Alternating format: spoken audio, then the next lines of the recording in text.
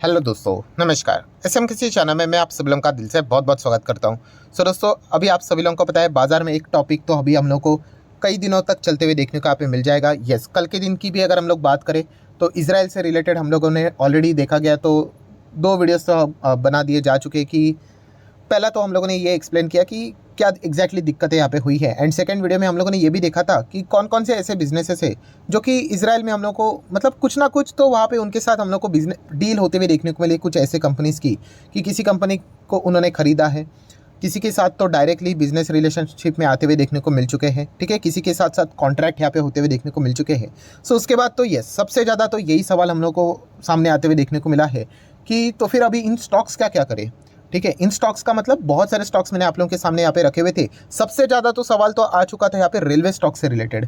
ठीक है, railway stocks मतलब क्यों और इससे रिलेटेड क्यों ज़्यादा यहाँ पे सवाल आ रहे थे, क्योंकि आप सभी लोगों को पता है कि यस G20 में हम लोगों ने देखा था कि जो अनाउंसमेंट किया था प्राइम मिनिस्टर नरेंद्र मोदी जी ने कि ये जो ट्रेन यहाँ पे इंटरनेशनली चलने वाली है तो इसका फ़ायदा तो डेफिनेटली इंडियन कंपनीज़ को यहाँ पे हो सकता है करके, एंड 15% की रैली भी हम लोग को रेल स्टॉक्स में देखने को यहाँ पे मिली थी। हालांकि अभी तक किसी को भी ऑफिशियली कोई ऑर्डर्स मिले नहीं, कोई अनाउंसमेंट यहाँ पे हुआ नहीं है, बट स्टिल ये माना जाता है कि इन कंपनीज को यहाँ पे डायरेक्टली ना इनडायरेक्टली बेनिफिट होगा करके, एंड इसी प्रेडिक्शन के चलते मार्केट आपको पता है बहुत फास्ट होता है।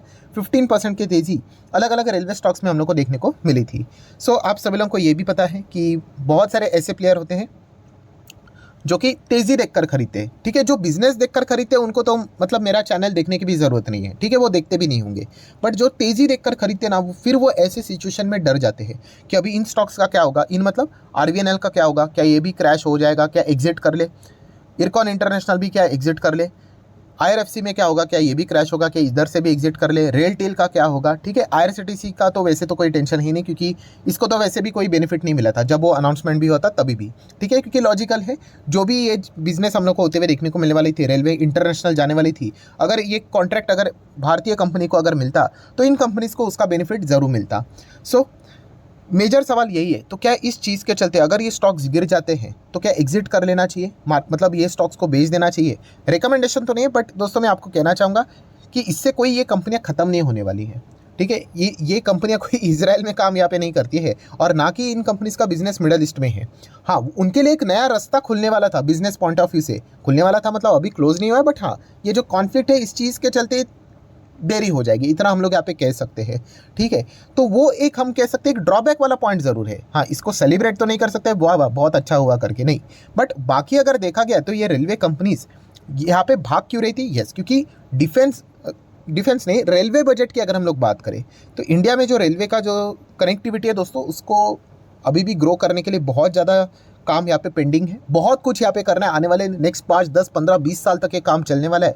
तो उस पॉइंट ऑफ व्यू के हिसाब से अगर देखा गया तो ये रेलवे कंपनियां में हम लोग को भागते हुए देखने को यहाँ पे मिल रही थी, क्योंकि सरकार भी देखा गया तो इसी चीज़ के ऊपर ज़्यादा फोकस यहाँ पे दे रहा था। ठीक है, तो ओवरऑल अगर देखा गया दोस्तों तो इस न्यूज़ के चलते कोई आपको डरने की ज़रूरत नहीं है, कोई आपको मतलब बोलते ना कंप्लीटली एग्जिट करने की यहाँ पे ज़रूरत है नहीं, क्योंकि इसके चलते कंपनी का कोई पूरा का पूरा रेवेन्यू यहाँ पे उड़ जाएगा। कंपनी के कॉन्ट्रैक्ट्स भी जितने यहाँ पे बने थे, ठीक है, जितने भी ऑर्डर्स इन कंपनीज को मिले थे, मैं सिर्फ आरवीएनएल की बात नहीं कर रहा हूँ, जितने भी कंपनीज है रेलवे स्टॉक्स उनकी यहाँ पे मैं बात कर रहा हूँ। ठीक है, तो ये जितने भी कॉन्ट्रैक्ट्स ऑर्डर्स इनको मिले थे ये विद इन इंडिया ही यहाँ पे मिले थे, तो इनका तो बिजनेस चलने ही वाला है। हाँ, डेफिनेटली हम कह सकते हैं कि इस अनाउंसमेंट के चलते जो 15% की रैली यहाँ पे आई थी, हाँ उतना नुकसान थोड़ा बहुत हो सकता है, वो भी अगेन कह रहा हूँ कुछ हुआ नहीं है, बट फिर भी मार्केट थोड़ा सा सेंटीमेंट के हिसाब से देखा गया तो उतना थोड़ा रिएक्ट यहाँ पे कर लेता है। तो बस मैं इतना ही कहना चाहूँगा, अगर मैं आपकी जगह पे होता तो इस न्यूज़ के चलते आपको कोई रेलवे स्टॉक से कोई पहाड़ टूट गया, कल से रेलवे स्टॉक्स ही खत्म हो गए, ऐसे कुछ करने की ज़रूरत यहाँ पे है नहीं। छोटा मोटा अगर करेक्शन आ जाते तो ठीक है, उससे कोई ज़्यादा खास फर्क यहाँ पे पड़ता नहीं है। बाजार में एंट्री की है दोस्तों तो इस प्रकार की सारी चीज़ें देखने को मिल जाएगी। कोविड के सिचुएशन की बात करें दोस्तों, यही रेलवे कंपनियाँ 50% क्रैश हुई थी। येस, मुझे आज भी याद है आरवीएनएल का स्टॉक 20 रुपये का था, वो 10 रुपये तक गया था। येस, एग्जैक्टली 10, ये इसका लोएस्ट लेवल था, 10.00 डॉट। तो आप देख सकते हो कि कोविड में भी ये 50% गिरा था, तो क्या कंपनी बर्बाद हो गई। वो एक सेंटिमेंटल वो टाइप होता है उस वक्त का कि हाँ चलो थोड़ा सा नेगेटिविटी एंड अच्छा प्रॉफिट बना हुआ रहता है, जैसे कि आप देख सकते हो इन कंपनीज में 700, 800% के रिटर्न्स बने हुए हैं। सो कुछ लोग हो सकते हैं क्या कर सकेंगे, अपना प्रॉफिट को प्रोटेक्ट करने के लिए शायद से प्रॉफिट बुक कर भी सकते हैं, बट हाँ इसके चलते दी एंड हो गया तो ऐसा कुछ भी नहीं है दोस्तों। ठीक है, तो आपको डरने की ज़रूरत नहीं है। ठीक है, आप डरता कौन है पता है आपको? हाँ, जिसको बिजनेस से रिलेटेड क्लैरिटी नहीं होती है कि एग्जैक्टली कंपनी बिजनेस कहाँ पे करती है। ठीक है, तो ये चीज़ आप लोगों को समझ में यहाँ पे आनी चाहिए। तो देखा गया तो ये जितनी भी कंपनियां, हमारी जो रेलवे कंपनियां हैं, इनके सारे बिजनेसेस विद इन इंडिया ही ज़्यादा चलते हुए देखने को मिल रहे हैं। एंड जो भी मैक्सिमम रैली थी 90+% की रैली, ये विद इन इंडिया कॉन्ट्रैक्ट से रिलेटेड अनाउंसमेंट, सरकार का रुख रेलवे सेक्टर के प्रति ज़्यादा देखने को मिल रहा था, रेलवे बजट में इजाफा देखने को मिल रहा था, इसी चीज़ के प्रति हम लोग को बढ़ते हुए देखने को मिल रहा था। तो हमारी ग्रोथ की स्टोरी भविष्य में भी चलने वाली है। तो आपको एज सच इस चीज़ के चलते डरने की ज़रूरत नहीं, बाकी फ्लक्चुएशंस तो होते रहेंगे। ठीक है, तो ये पॉइंट आप लोगों को समझ में आना चाहिए। ठीक है, खरीदना है नहीं खरीदना है, बेचना है, एवरेज करना है, वो आपकी मर्जी, बट इतना कह सकता हूँ कि इस चीज़ के चलते आपको ज़्यादा पैनिक करने की ज़रूरत यहाँ पे नहीं है। नेक्स्ट अगर हम लोग यहाँ पे बात करें तो अदानी पोर्ट से रिलेटेड भी बहुत सारे लोग सवाल पूछ रहे हैं। देखिए, अदानी की अगर मैं बात करूँ तो ग्रुप से रिलेटेड मैं पहले आप लोगों को बोल चुका हूँ कि ये स्टॉक से मैं दूर रहता हूँ, इन स्टॉक से मतलब एंटायर ग्रुप से, क्योंकि पॉलिटिकली बहुत ज़्यादा चीज़ें चलती है, इलेक्शन का टाइम है, ये ऑलरेडी मैं आप लोगों को बता के रख चुका हूँ। बाकी अगर देखा गया तो ऑब्वियसली इनका पर्सनली देखा गया तो थोड़ा ज़्यादा नुकसान हो सकता है, क्योंकि बहुत बड़ी डील देखने को मिली थी, बिलियंस ऑफ डॉलर्स की डील्स यहाँ पे हुई थी।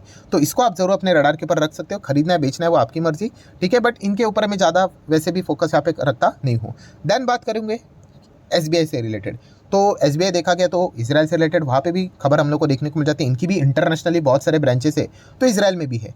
तो क्या स्टेट बैंक ऑफ इंडिया इस चीज़ के चलते पूरा कोलैप्स हो जाएगा? अरे ऐसा नहीं होता है। मैंने कल के दिन भी आप लोगों को एक एग्जांपल दिया था। ठीक है, वो 1000 वाला एक्सेल टेक का नहीं, अभी चलो अभी उसको हम लोग थोड़ा सा अलग वे में ले लेते हैं। मान लीजिए हमारी ये कंपनी SMKC, हम चॉकलेट बनाते हैं और इस चीज़ के चलते 1000 करोड़ कमाते हैं चॉकलेट से, हमारा प्रॉफिट है, आप ऐसे ही पकड़ लो। सो ये 1000 करोड़ का जो प्रॉफिट है हमारा चॉकलेट का, उसमें देखा गया तो 900 करोड़ किधर बेचते हैं हम लोग पता है? भारत में ही बेचते हैं। ठीक है, राजस्थान में बेचते हैं, दिल्ली में बेचते हैं, जम्मू कश्मीर में बेचते हैं, कन्याकुमारी में बेचते हैं, वेस्ट बंगाल में बेचते हैं, मध्य प्रदेश में बेचते हैं, महाराष्ट्र में बेचते हैं, कर्नाटका में बेचते हैं, केरला में बेचते हैं। आप समझ रहे हो, विद इन इंडिया कितना? 900 करोड़। 50 करोड़ इसमें से बेचते हैं जापान में इंटरनेशनली, और बाकी 50 करोड़ एक करोड़ अलग अलग देश में। ठीक है, कल के दिन भी ये इसी प्रकार से एग्जाम्पल दिया था। इंडोनेशिया में 1 करोड़ का बिजनेस है, इसराइल में 1 करोड़ का बिजनेस है, साउथ अफ्रीका में 1 करोड़ का बिजनेस है। तो अभी बताइए कि इसराइल में जो ये चीज़ें चल रही है, तो इसके चलते मेरे बिजनेस के ऊपर इंपैक्ट होगा? हाँ, डेफिनेटली होगा। बट क्या बिजनेस खत्म होगा? अरे बिल्कुल भी नहीं। 1 करोड़ के हिसाब से इंपैक्ट होगा। तो क्या मुझे डरना चाहिए? बिल्कुल भी नहीं। मुझे कब डरना चाहिए? अगर मेरे भारत देश से रिलेटेड अगर कोई खबर आ जाती है, या फिर जापान के ऊपर अगर कुछ अगर ऐसा चीज़ हो जाता, तो फिर थोड़ा बहुत फर्क पड़ता। क्यों? क्योंकि 50 CR का बिजनेस जापान से होता था। तो वैसे स्टेट बैंक ऑफ इंडिया का देखा गया बिजनेस तो होता कहाँ पे? अरे भाई, पूरा 95% बिजनेस हमारे भारत देश में ही चलता है। हाँ, बाकी 5% आप बोल सकते हो रेस्ट ऑफ द वर्ल्ड है, मतलब बाकी की कंट्री इधर उधर ऐसा पकड़ के एक ऐसा देखने को मिलेगा। वो कोई सिर्फ एक इसराइल में ही नहीं बिजनेस है 5%।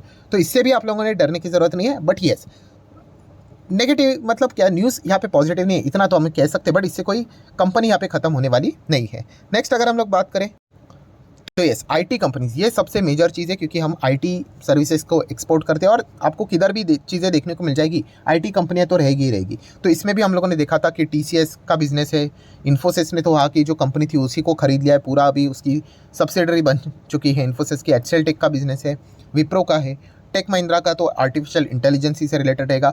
आप L&T इन्फोटेक माइंटर भी चेक करोगे, आपको कुछ ना कुछ बिजनेस तो इसराइल में देखने को मिल ही जाएगा। अभी नेक्स्ट सवाल यही है, क्या इसके चलते ये कंपनियां बर्बाद हो जाएगी? अरे बर्बाद आप कब होते हो? जैसे मैंने अभी आप लोगों को चॉकलेट का एग्जांपल दिखाया कि सबसे ज़्यादा कमाई जहाँ से होती है वहाँ पे कुछ हुआ तो आप ऐसा बोल सकते हो। अभी ये कैसे चेक करने का, तो कल के दिन भी मैंने आप लोगों को बताया कि किसी भी कंपनी का, चलो TCS का क्या ओपन करके देखने का, एनुअल रिपोर्ट अगर आप ओपन करके देखोगे तो आपको ये डेटा देखने को मिलेगा कि देखिए TCS का सबसे ज़्यादा जो रेवेन्यू कलेक्शन होता है वो नॉर्थ अमेरिका से होता है 52%। ठीक है, इंडिया से कितना है? केवल 5%, यूरोप से 15% एंड UK से 16.4%। सो देखा गया इसराइल में भी है उनका बिजनेस, बट इतना फर्क नहीं पड़ेगा। हाँ, नेगेटिव न्यूज़ ज़रूर है, जैसे मैंने कहा कि ये सेलिब्रेट करने वाली बात नहीं है। बट जिस दिन नॉर्थ अमेरिका में कुछ अगर हो जाएगा, ठीक है, नॉर्थ अमेरिका में मतलब अल्टीमेटली देखा गया तो अमेरिका में ये जो रिसेशन ऐसी बातें बोली जाती है, स्लो डाउन बोलते हैं, ये देखने को मिल जाते हैं। इसलिए तो हम लोगों ने देखा था कि मैक्सिमम IT कंपनियां हम लोग को लोअर लेवल का परफॉर्मेंस देते हुए देखने को आप मिल रही थी। ठीक है, क्यों? क्योंकि अमेरिका में डिस्टर्बेंस देखने को मिल रहा था, इकोनॉमिक स्लो डाउन चल रहा था। ठीक है, तो इस चीज़ के चलते हम लोगों ने देखा कि IT कंपनियां नीचे आते हुए देखने को मिली थी। ये हर किसी IT कंपनी की स्टोरी है, चाहे इन्फोसिस की बात करें, एक्सेल टेक, विप्रो, सभी के। ठीक है, तो ये जो डेटा आपने देखा, ठीक है, कौन सा? यही जियोग्राफिकल वाइज रेवेन्यू, ये आपको एनुअल रिपोर्ट में मिलेगा। नॉर्थ अमेरिका ही, अमेरिका की बात करें, यूके की बात करें, यूरोप की बात करें, ये सबसे ज़्यादा इंपॉर्टेंट हार्ट है आप बोल सकते हैं आईटी कंपनीज़ के लिए। तो वहाँ पे अगर कुछ हो जाता है तो हम कह सकते हैं कि हाँ, कि आईटी कंपनीज़ के लिए बिजनेस के ऊपर ज़्यादा ही दिक्कत होगी करके। बाकी अगर देखा गया मिडल ईस्ट एंड अफ्रीका दोनों मिलाकर भी 2% भी नहीं है, ठीक है। तो ये पॉइंट हम लोग को समझ में यहाँ पे आना चाहिए। सो दोस्तों सारी चीज़ें तो हम लोगों ने कवर कर ली, तो इससे कंक्लूजन क्या निकल के आता है? कंक्लूजन देखा गया तो न्यूज़ तो ऑब्वियसली नेगेटिव हम लोग को देखने को यहाँ पे मिल रही है, बिजनेस के ऊपर इम्पैक्ट भी नेगेटिवली ज़रूर होगा, बट येस इससे कोई भी बिजनेस कोलैप्स होने वाला नहीं है, इससे कोई भी चीज़ें जीरो होने वाली नहीं है, इससे कोई भी आप लोगों ने डरने की ज़रूरत यहाँ पे नहीं है, ठीक है।